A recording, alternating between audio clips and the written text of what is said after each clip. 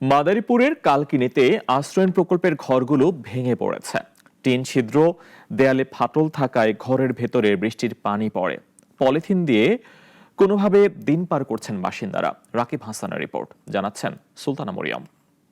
কালকিনির আশ্রয়ণ প্রকল্পের ঘরের বাসিন্দারা মানবেতর জীবন কাটাচ্ছেন। সামান্য বৃষ্টিতেই ঘরে পানি ঢুকে যায়। সামনে বর্ষা নিয়ে বাড়ছে উৎকণ্ঠা, নেই প্রশাসনের উদ্যোগ। জায়গা জমি না থাকা ৭০ বছরের আলী আহমেদের পরিবার আশ্রয়ণ প্রকল্পের ঘরেই কাটিয়েছে ২৫ বছর। তার মতোই সেখানে বাস করে আরও ৮০টি পরিবার। তবে এইসব ঘর এখন বসবাসের অযোগ্য হয়ে পড়েছে। আমরা অনেক কষ্ট করে থাকি। আমরা বৃষ্টি নামে ঝড় আর তুফানে আমরা ভয় পাই, যেখানে যাই একটু খারাপ।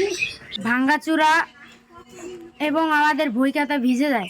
আমরা পড়তে পারি না এবং থাকতে পারি না। এই জায়গায় কোনো থাকার মতন ক্ষমতা নাই। জায়গা জমি না থাকায় বাধ্য হয়ে পরিত্যক্ত এসব ঝুঁকিপূর্ণ ঘরে বসবাস করার কথা জানান সংশ্লিষ্টরা। পাশাপাশি ঘর মেরামতের জন্য সরকারি সকল দপ্তরেই আবেদন করে কোনো কাজ হয়নি বলে জানান তারা।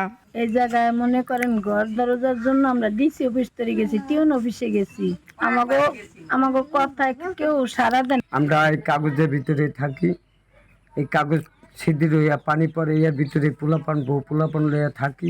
আশ্রয়ণ প্রকল্পের ঘরগুলো পরিদর্শন ও সংশ্লিষ্ট দপ্তর থেকে অর্থের বরাদ্দ পেলেই সংস্কার করার কথা জানান এই কর্মকর্তা।